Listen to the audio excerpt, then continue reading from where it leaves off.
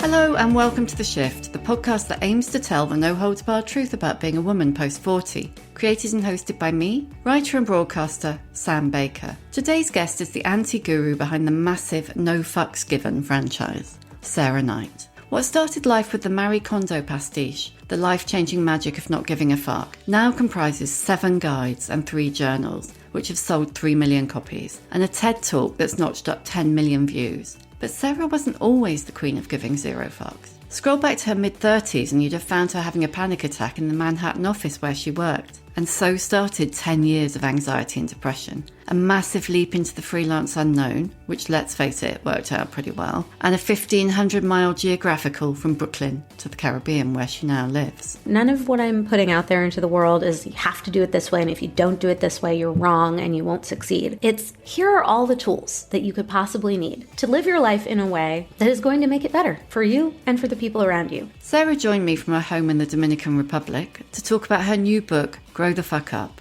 How sometimes it takes getting what you want to realise you don't want it, and why we often need permission to make a change. Sarah also told me how she learnt to give fewer but better fucks, what to do if you're married to a big fucking baby, and why selfish shouldn't be a 4-letter word. You've got cats, haven't you? Mine are not allowed in the house, so they're strictly garden cats. Oh my God. Mind you, you live in the Dominican Republic, so that's not terrible, is it, for them? No, they have a fabulous life. Nobody needs to feel sorry for them.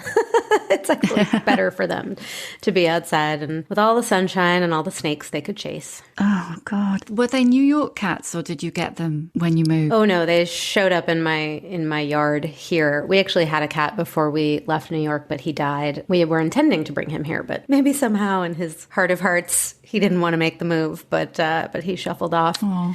About 6 months before we left. And we got here, and of course, you know, I'm a softie. And this little scraggly cat showed up and he was all hurt and had wounds and scratches and everything. And I put out some food and then I put out some food again. And then suddenly I had a cat and then his friend showed up. So now I have 2 cats. You're probably lucky the whole gang didn't come round. It's like, oh, I found this great one. Yeah. No, for sure. There have been plenty of others who have tried to infiltrate, but my husband has really put his foot down after the 2. Oh, thank you so much for coming on The Shift. I really appreciate it. Let's start by talking about you. Because if we scroll back 10 years, you were very much not the anti-guru, were you? Correct. I was not. Tell us a bit about that. Sure. So just for a little bit of context, I am 44 right now. So 10 years ago, I was working at Simon & Schuster. I was a senior editor at one of New York's top 5 major publishing houses. I'd been at that career for 15 years, and I thought that I was going to make my way all the way up the ladder, become a publisher, have my own imprint, die behind that desk. Basically, this was my plan, such as it was. And I was really ambitious. I've been incredibly type A since the day I was born, and I was doing really, really well.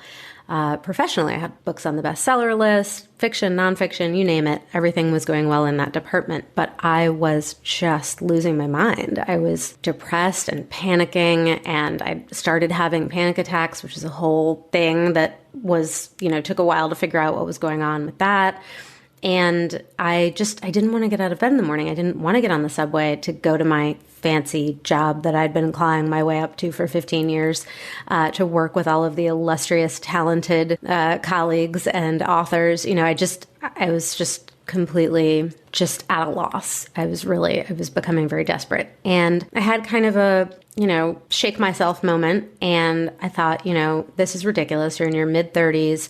You have a great life, you have a lovely apartment, you have a wonderful husband, you have a really good job, you're doing everything you wanted to be doing. What is wrong here? What is it? And I just realized that in order to prioritize my mental health, I was going to have to get out of the corporate environment. It wasn't the job itself, the editing, which I love, the collaborating with writers, discovering new voices, putting books out into the world. It was just the being not myself for 8 to 10 hours a day at the office, kind of folding myself up into a little corporate worker bee ball was not working for me. And, I could go on and on about that, but basically I realized if I had any hope of coming out of this deep misery that I was in and starting over and finding my way toward a much happier and just more pleasant existence, I was going to have to change my job. And I was, more than that, going to have to work for myself. So I made that change, and it took about a year of saving money and just sort of psychologically battening down the hatches to prepare to not only go out on my own as a freelancer to be my own boss, but also to admit that I was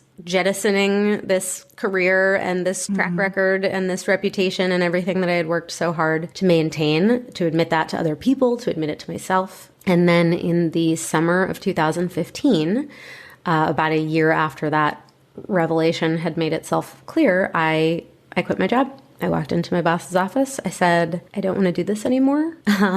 And I'm leaving. And he said, oh my goodness. I mean, I think this was an enormous shock to him because I was such a climber and so, had made my desire known to be tops. He said, is there anything I can say that would change your mind? And I said, no. He said, where are you going? And I said, I'm not going anywhere else. I'm going to work for myself. And he just kind of very shocked at that. And that kind of started me down this next path, which had a couple of other tributaries that we can get into. Because you weren't just successful, were you? I mean, you edited Gone Girl, so you'd edited the biggest book of that year and probably the year before and the year after. I mean, I just think people don't understand because our society is so set up for, climb the corporate ladder, get bigger, get a bigger desk, get a bigger office, get a bigger paycheck, that if you step off it, people are a bit like their head spins. They're just like, what's going on there? Yeah. How did you manage to get to the point where you overcame that? For me, it was truly an act of desperation. I mean, I'm not sure that I ever would have sought out something different or better or had the understanding that things could be different or better if I hadn't hit such a personal low. Just something had to give. But I think that one of the things I've learned since I started writing all of my books, so when I left my job, I had lined up a bunch of freelance clients and I had my Serenite editor shingle out in the world and was raring to go. And then I just randomly had this idea for a book that was intended as a parody of Marie Kondo's tidying guide. At the time, it was a big bestseller, this Japanese tidying guide called The Life-Changing Magic of Tidying Up. And I'd had a copy of it sitting around. I'd read it. I was going to send it to my mother because she really needs it. But then I thought that was passive aggressive, so I didn't. And it popped into my head that, everything that Marie Kondo was telling you to do for your sock drawer and your garage and your playroom and your children's books, I was doing inside my own mind. I was getting rid of things that annoyed me and holding on to what could or should be bringing me joy and unearthing it and giving it a chance to work its magic in my life. And I just thought, wouldn't it be funny to write a book called The Life-Changing Magic of Not Giving a Fuck? And I think partly the reason I was able to move forward on that idea was because I had freed myself from so many unwanted tasks and obligations and burdens on my time, my energy, my psyche from leaving my job. And so I had this burst of creativity and I wrote a proposal and I sold the book right away. And then I wrote the book and then it became a big bestseller and kind of spawned all of these other books that are not parodies, that are just me giving life advice. And I think that a lot of what I talk about in all of my books comes back to what you said, which is getting to the place where my readers recognize and understand that it's okay to deviate from the path, that change can be uncomfortable, but is also okay, and that you have every right to do what is best for you in this sort of one wild and precious life. And if anything that I hear from readers just all over the world for the last 7 years or so, it's, I feel like you gave me permission. And I think that's what so many of us aren't ready to just grab for ourselves, is that permission to make a change, to be a different person than we thought we were, to want something different than we used to profess to want. And that for me, as I said, was a moment of desperation. I had to make a change. But I think a lot of the people that have been reading my books all these years have been able to make those changes without having to get to that point, only because some lady with a naughty mouth, has gone out there and told them that it's okay and given them that permission. So how did your husband react? Because one of the things that strikes me as really interesting, and I had a similar experience to you, but 10 years later in my career, is that he married this kind of like driven, ambitious, go-getting, I want that top chair in the top office and the top floor. And then you're like, I'm done. How was that domestically? Asking for a friend.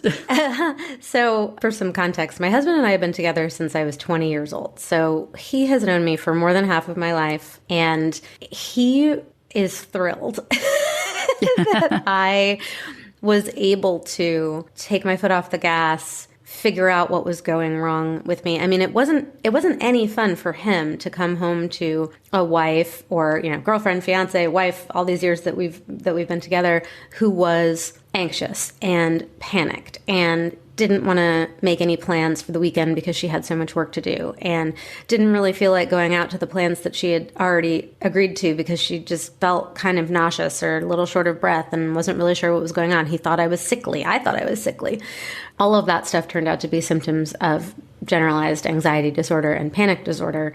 And once I started looking into that, which I also didn't want to do, nobody wants to go to the doctor, right? And nobody, at least nobody like me, who feels like their driven, ambitious nature is what defines them and is why they are so successful, doesn't want to potentially lose that edge, because then who am I? Then what is my life going to be like? Am I just going to become a sack of potatoes and just laze around playing video games on my sofa all day and no longer try? Spoiler, that is not what happens.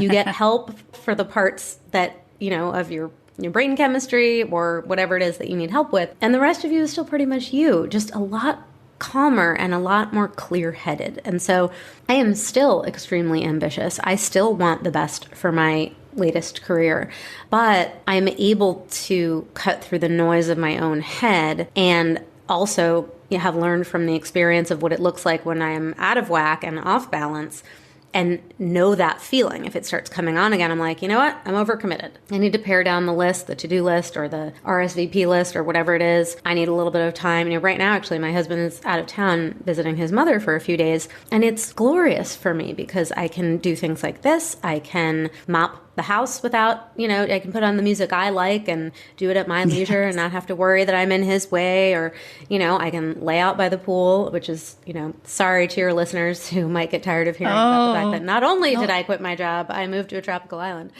Not jealous at all. I just sort of have my downtime and know what I need to create that downtime for myself so that I can be my best self for the things that I need to do professionally or the things that I need to do personally. I let a lot of relationships with my husband, my friends, my parents just kind of wither in those, I would call them probably 5 to 7 really bad years of my anxiety and my depression and not knowing what that was. I let those relationships, I wasn't doing my part to keep those relationships healthy because I didn't have enough gas in the tank to put that effort in. And relationships do require effort. And then, of course, there are the relationships that you realize you don't want to be in at all anymore. And you can relieve yourself of the effort of, banging your head against a brick wall with some people in your life, which is another, thing that I talk about in a number of my books. Is, paring away the things that, as Marie Kondo would say, don't bring joy. And, people can be some of those things. Oh,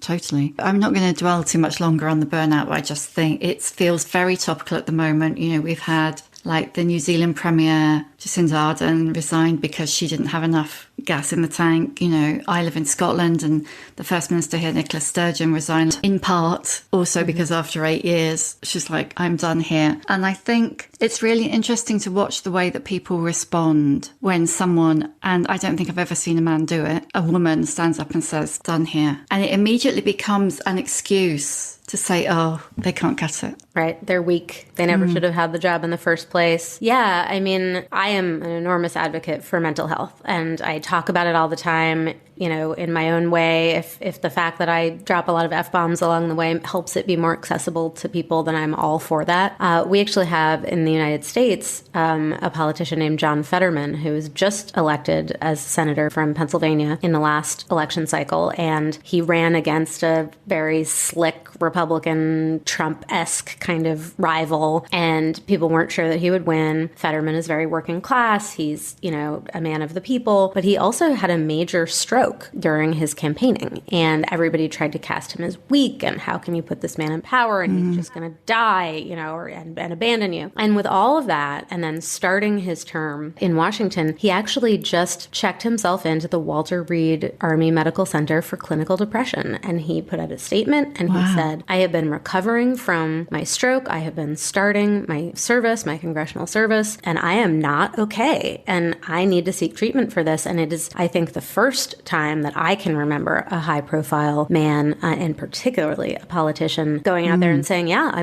got to do this for myself. It's no different than if I had broken my leg and I needed to be in rehab. I need to get my head on straight in order to be the best person and advocate and employee of the people that I promised to be, but also just to be able to continue living my life. So I do think that slowly and painfully, we are starting to see mental health become a bigger portion of the conversation around, what people feel like they can commit to and when they have to put up some boundaries and say, I can't, I don't want to, I'm not equipped, whatever the case may be. I think we're definitely getting better, and certainly younger people are getting better. I mean, I was thinking about burnout, but also self-care, and it still feels a little bit like they feel like they're the preserve of millennials. The number of women that I've spoken to for this podcast who they kind of say, well, self-care is a bit icky, it's a bit icky and it's a bit woo-woo, and they don't see it as actually just making sure that your mental health is in good nick so that you're able to, do a good job or be a good parent or partner or whatever. They still see it as self-indulgent. And I'm trying to get better, but I've still got a little bell in the back of my head going, woo-woo, Well, I think, for me, self-care is whatever you make of it. And there are a lot of people in the gaping maw that is the internet who will say, self-care isn't bubble baths. That's just code for I want to treat myself to a bubble bath. That's not self-care. Well, if it helps you take care of yourself, it's self-care, whatever it is. It's walking your dog. It's petting a random stranger's dog. It's napping. It's meditating. It's exercising. It's getting your nails done regularly. Whatever you need to do to feel, as my anxiety doctor would have put it, to down-regulate. You're all the way up to the tip top of your skull with tasks and obligations and feelings and worries and everything, and you need to be able to get that pressure all the way back down, like ideally down around your waist, so that you have room to fill it back up again, because it's going to fill and it's going to release. And self-care is all about finding time and space to grant yourself that release. And I just think, we should take it out of the realm of woo-woo. Some people are doing, ayahuasca retreats for self-care, and that sounds a little woo-woo to me, but some people are just reading a book in the sun for an hour. And I definitely think we should be destigmatizing that. And I also think that another sort of chorus of reader responses that I've had from all of my books is, I wish I knew then what I know now, which is, Sarah, you, somewhere between my late 30s and mid 40s where I've been writing these books, have told me things as a 35, 45, 55, 65-year-old person that I wish I had been implementing, for the last 3 or 4 decades. So every little bit helps. Everybody talking about it and saying, hey, this is important. You have to put on your own oxygen mask before you help others, because you are no good to anybody else if you can't breathe, basically. Do you see in that feedback and the feedback you talked about earlier about people feeling that you gave them permission, do you see an age divide or a gender divide? I definitely get the most feedback from women. I do hear from men. I hear from young men, old men, fathers who tell me that they've shared one or more of my books with their children, usually sharing my book Calm the Fuck Down with their anxious teenage daughters, which makes a lot of sense. Being that I was one of those anxious teens. I do hear mostly from women. And I would say actually the age divide is all over the map now. I think it started out being more people who are kind of in my bracket and a little bit older, but I have started hearing from young people, teenagers who are still in high school, very, 18-year-olds who have just gone off to college. And I've been trying to make the books reflect that. Over time, the more people I hear from, the more I instinctively begin to understand who's out there reading. And I want to make sure that my examples and my anecdotes and my advice are suitable for people of all, ages and socioeconomic backgrounds. But the reason I ended up writing the brand new book, Grow the Fuck Up, How to Be an Adult and Get Treated Like One, was specifically because this young TikToker posted, TikToked, about Calm the Fuck Down. And it was such a popular post for her that she did a whole series where she read aloud from my book. And we just started selling copies and selling copies and selling copies. And it was like this book that at the time was, I don't know, 3 years old, just took on this new life, presumably largely with the young people who were following this young person. And then I started getting messages from young readers. Oh, I read your book, Calm the Fuck Down, and I went back and I read You Do You. I went back and read The Life-Changing Magic of Not Giving a Fuck. And they were just telling me how it had changed things for them and how they were so glad that they had been able to get this information, in their youth before they had to go out there and sort of necessarily make all the same mistakes or have all the same tough experiences that I did. I'm sure they'll still have them in different ways, but they're better prepared now, I think. And so Grow the Fuck Up kind of came out of that. I wanted to talk about just what it means to kind of be an adult person with your head on your shoulders,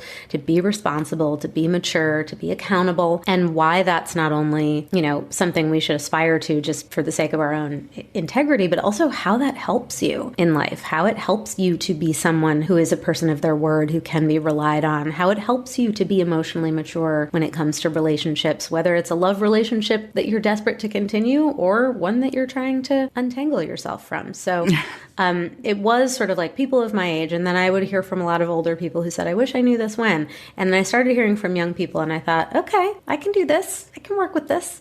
Yeah, it's really interesting. So I started reading it thinking this is aimed at a much younger audience. And then as I got into it, I was thinking, it's a really neat trick, the way that you managed to make it feel relevant right across the board. Nice work. Well done. Well, thank you, because it really is a lot of, thinking through the different things that I'm trying to convey to a reader. And when I was a book editor myself, I always told my authors, I am reading with a fan on one shoulder and a critic on the other. And everything that you're getting from me, all of the suggestions and the critiques and the ideas are coming from that place of a fan who kind of loves you no matter what and doesn't maybe have the most discerning sense of what you could maybe be doing better. And then a critic whose job is to say, this is what you're doing wrong, and kind of melding those together. And so for me, when I'm writing my books, I'm always trying to read from the perspective of a 15-year-old and a 65-year-old. I'm trying to read from the perspective of, a single young woman and an old married couple. I'm trying to make sure that everything I say is as relevant as it can be to anybody, because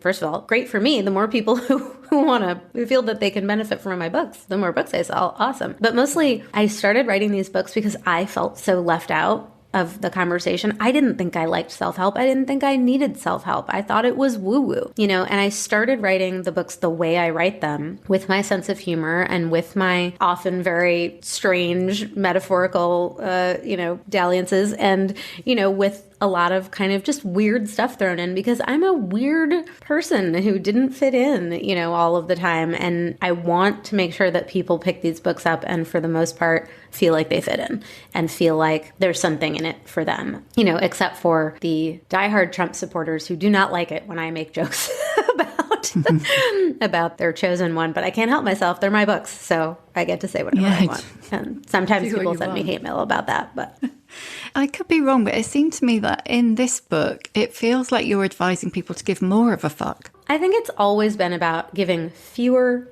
better fucks. So saying no fucks given or 0 fucks given is kind of a very popular internet meme. But really what it is always about with me is it's about efficiency, and it's about getting the most bang for your buck, the most bang for your fuck, and putting your time, energy, and money toward the things and people that not only bring you joy and that don't annoy you, but that serve you. And adulthood, it's not all beach parties and blueberry mojitos. It's also, climbing the corporate ladder, and it's difficult conversations with people you love, and it's sudden needs to find a new job or a new apartment, and it's keeping your lawn mowed and paying your co-op dues and all of this stuff. And you have to do these things, even if you don't want to give your fucks to these things. They're a part of your existence as an adult. It's part of your social contract as an adult, and it's for your own good, and it's also for the good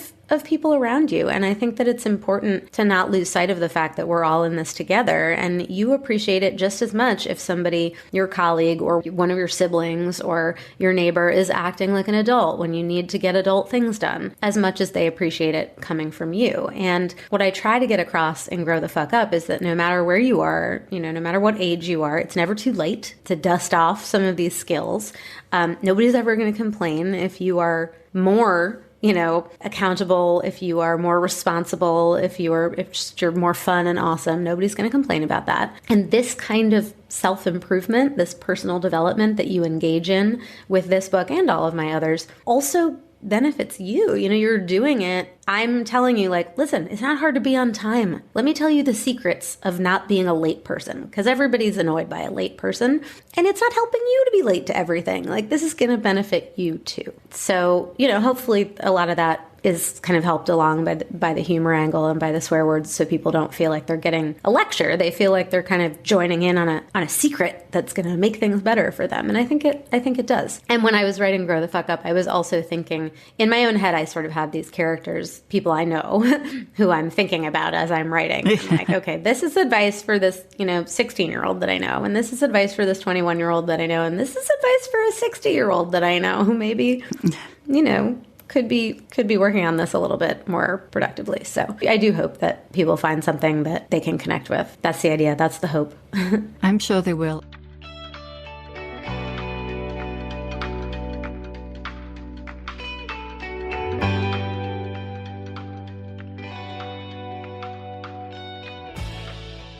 So what if you think, okay, I'm definitely not a big fucking baby. I mean, I might be a little bit late, speaking personally, but I'm working on that. But I also know I'm not a total fucking grown-up, although lucky me, I am married to one. Poor him, he's married to a theoretical adult. Okay, so what if you're reading this book and you think, oh God, I'm married to a big fucking baby? What advice do you give them, Sarah?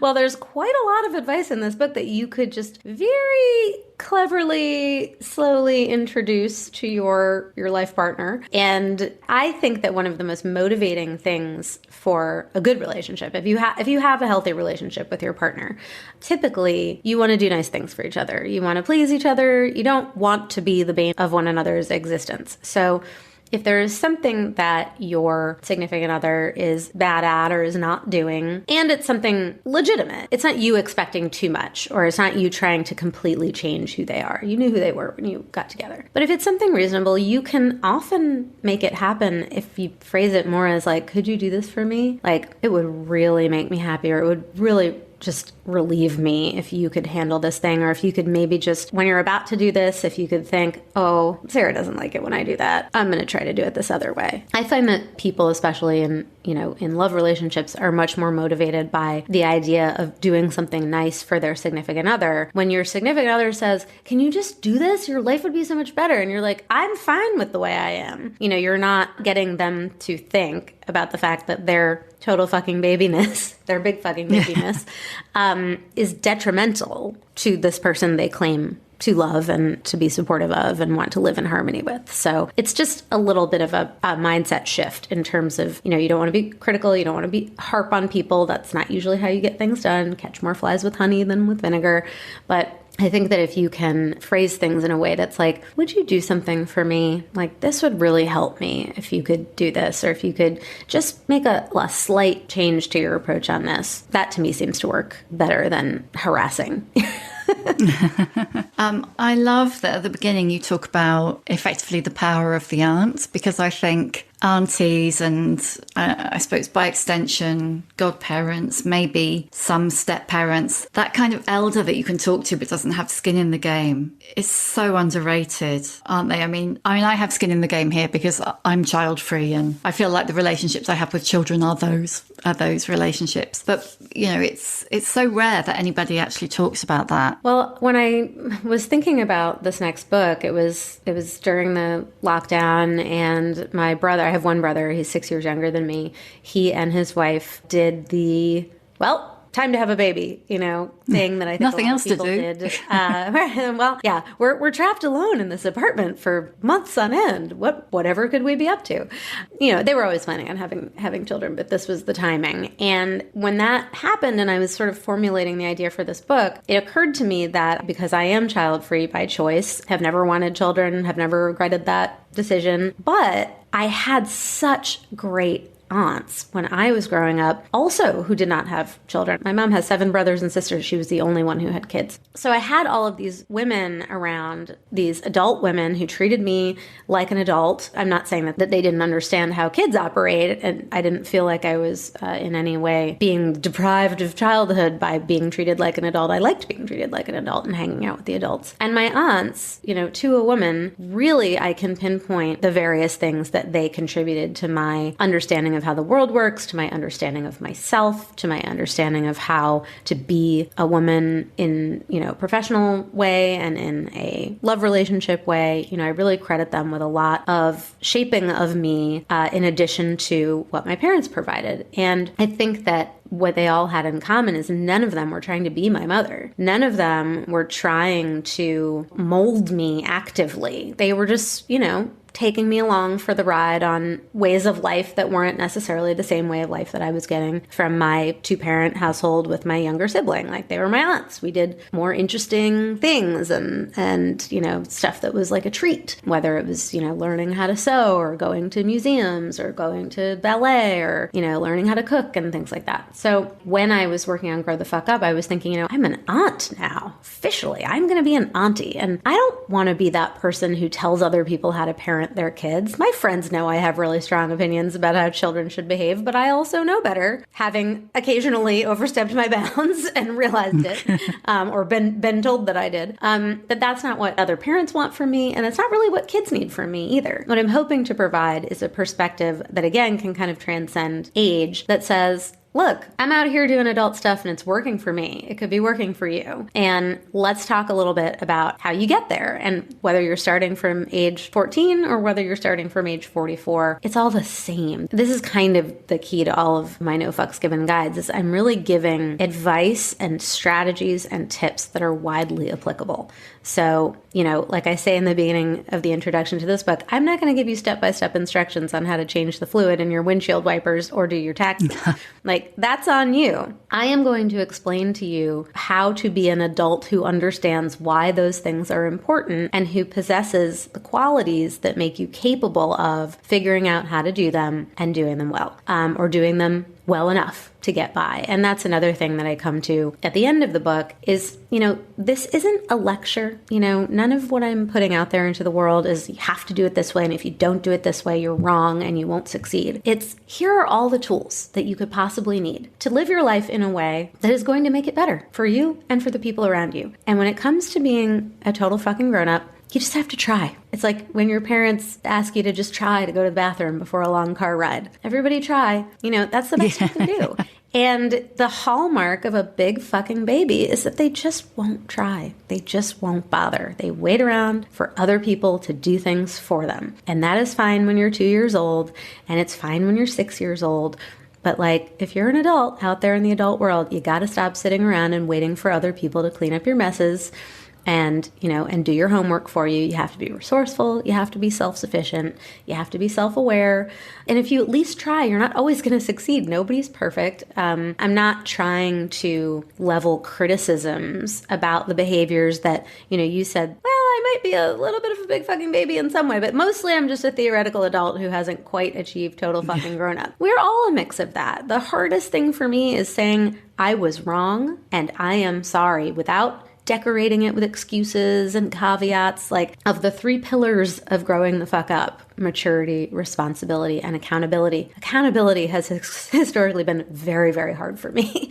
And I admit that in the book, and I talk about why it's hard and, why it's difficult to admit you are wrong and how it makes you feel and how you can change the way it makes you feel so that it's actually fun to be like, you know what? I was wrong. Every time I say I was wrong and my husband's like, you were wrong. Say it again. That it turns it into a cool thing that you can admit to this instead of a embarrassing, shameful, thing that you have to admit to it. So there's a lot of, there's a lot of room for adulting. There's a lot of room on this spectrum. Some of us have, mastered some parts of it and really need more help with others. But in the end, it's just all connected and it's just not that hard. And this is another thing I'm trying to do is simplify what can be a big kind of scary, mysterious process for people. It's just, it's kind of these 3 steps and here's how you do each of them. And here are some tips and here are some F words to make it fun for you.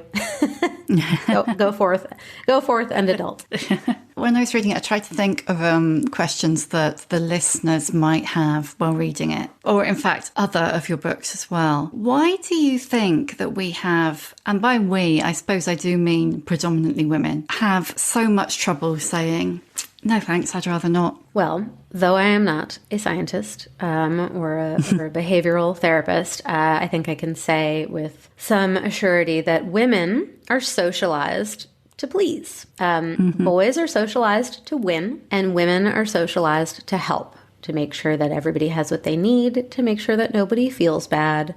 We are socialized to serve, and boys are socialized to win at any cost, to win without being polite, to win without necessarily being fair, to win without caring about what your win makes others feel like. And women are really the opposite. And saying no feels like you are not serving, you are not helping. And so it just feels antithetical to what we've kind of, broadly as a gender have been socialized to do. And so I think that's what makes it more difficult for women than it does for men to say no, because it feels like the essence of a woman is to say yes. How can I help? What more can I do? And the fact is, the more you offer to help and the more you do and the more you follow through, the bigger a drain it is on those essential fuck bucks, your time, energy, and money. Your fuck budget gets completely overdrawn and then you are completely out of time, you're out of energy, you're out of money, you're flailing, you have none left for yourself. You can't even put any time and energy into self-care because you have none left. And so I think that one of the things that women need to do is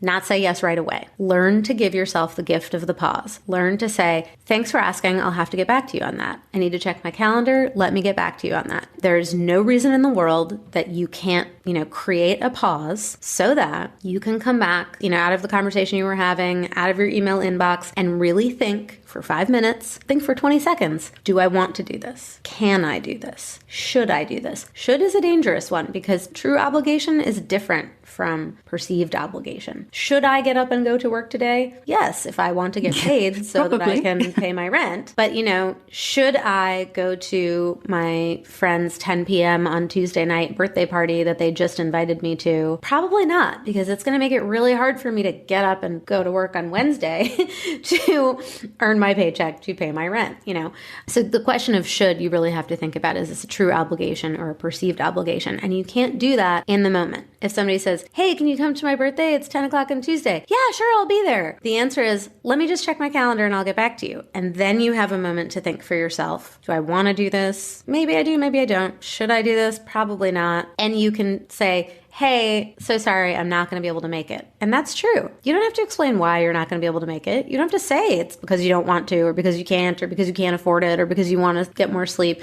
You can just say, I'm not going to be able to make it. And that's okay. So I think giving the gift of the pause is really helpful for women in those situations, because then you can become clear on what you really want. Sometimes the answer is going to be yes, and that's fine too. And then another thing is, you have to understand that most people don't care nearly as much about your answer as you think they do. They don't care nearly as much about your life choices. They don't give a fuck. They're just like, oh, okay, so my party is going to be 7 people instead of 8. Great, I'm going to make the reservation. Like, they're not really judging you the way you feel like you are being judged. Are you going to have some people in your life, bosses or mothers-in-law or, somebody who's going to kind of push back and say, oh, are you sure? Yes. Do you do that to people? Yes, you do. It is a common reaction when somebody invites you to something and you say, I can't make it. They say, oh, that's too bad. They just mean, oh, that's too bad.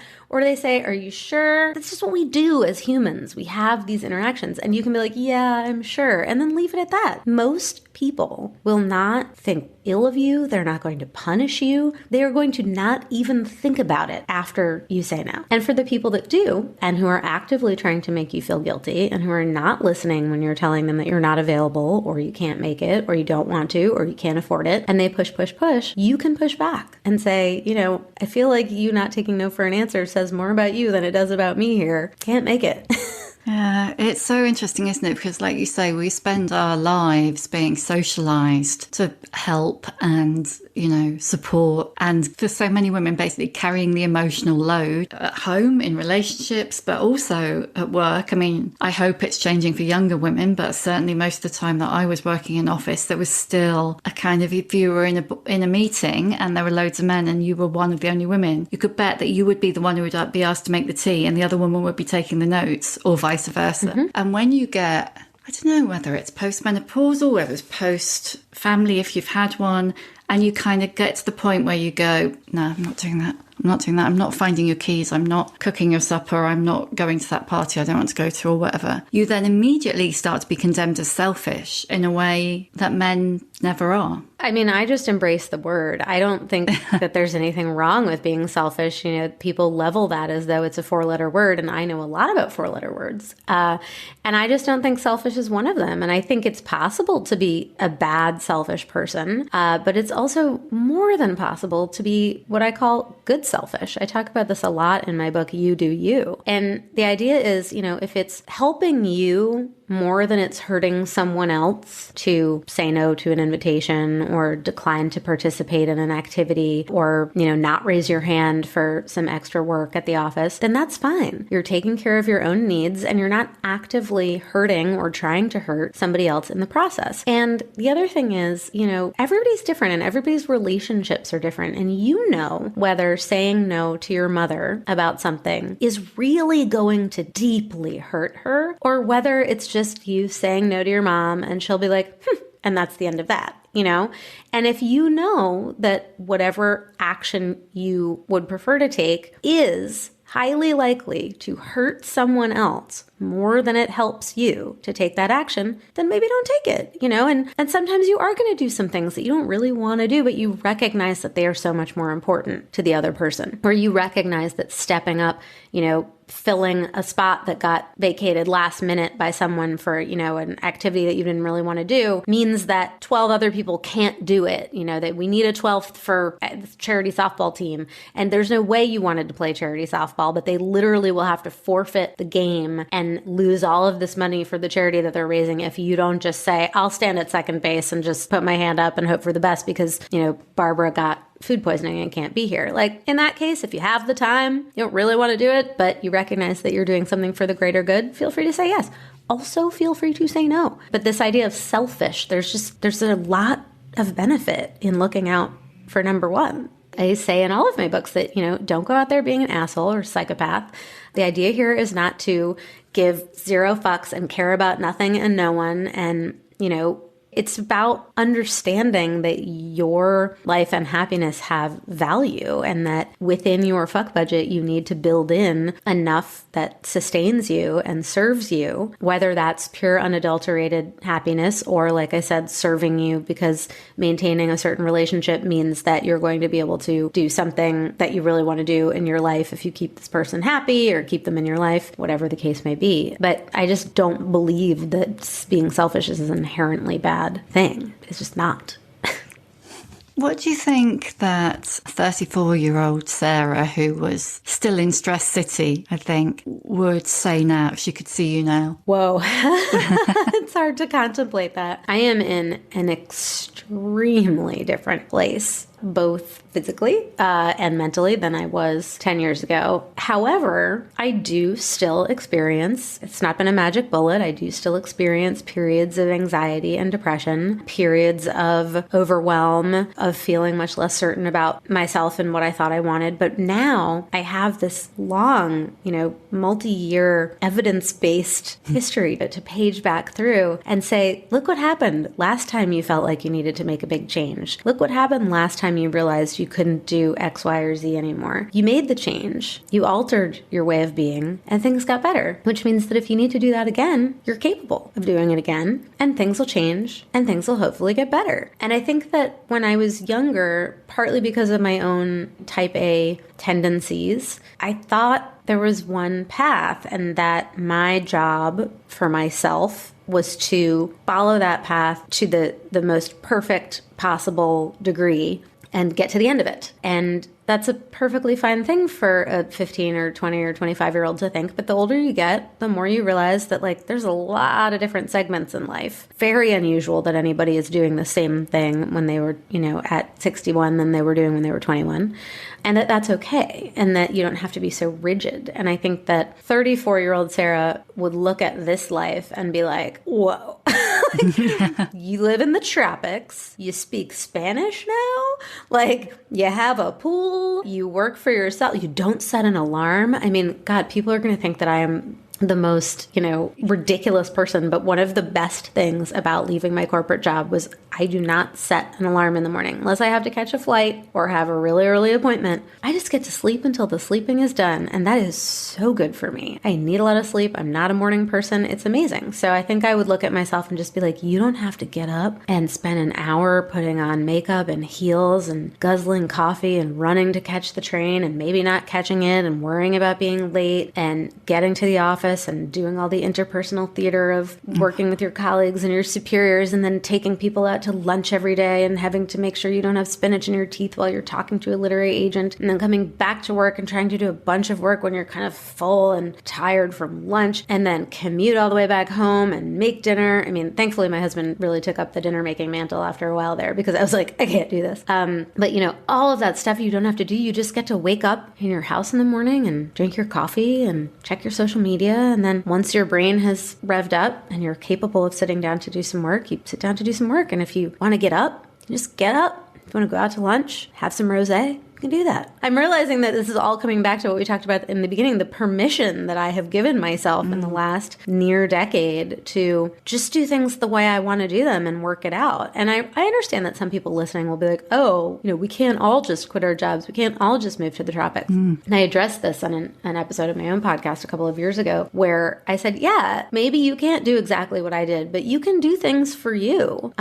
Just please don't send me a nasty email and tell me that you can't, because there are lots of smaller ways and different ways that you can change and improve your life that don't have to be blowing it up in the course of a year like I did. And even if you do decide to do that, you can be successful after the blow up. But I do think that people need to understand what I hope that they will take away from all of my work is that I'm all about setting realistic goals. I'm all about wanting things and accomplishing things that are possible. I don't want to sit there and feel like I'm never going to get to this aspirational, nirvana and feel bad along the way that I'm not making it. I want to set a realistic goal and then I want to make it happen. And the way you make that happen is by doing small, manageable bits of it along the way until suddenly you've done the thing. And then you set another realistic goal and you work at that for a little bit. It's not magic. The tools that I'm giving and the advice and the strategies and tips I'm giving, this isn't sorcery. It's just logical, rational ways to improve your life and to get more out of life. And, we got a finite time here. It's like, figure this out as soon as you can because the clock's ticking. Totally. I'm going to ask you the questions that I always ask at the end. What's your emotional age? Oh, I feel like I'm just really approaching I feel like my emotional age is probably about 45. I think it always has been, though. I think I was a 45-year-old, 11-year-old. Yeah.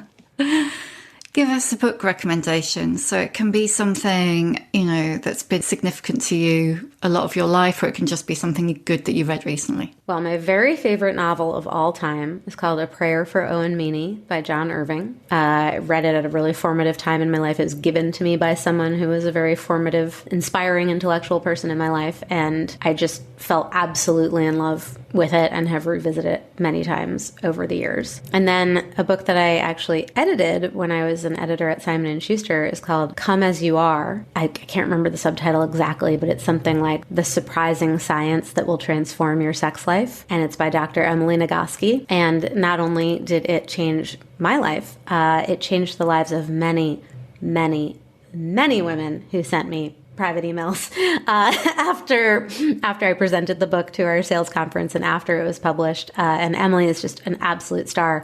And she wrote a book with her sister on burnout subsequent to that, which is also fantastic. I'm literally already Googling it.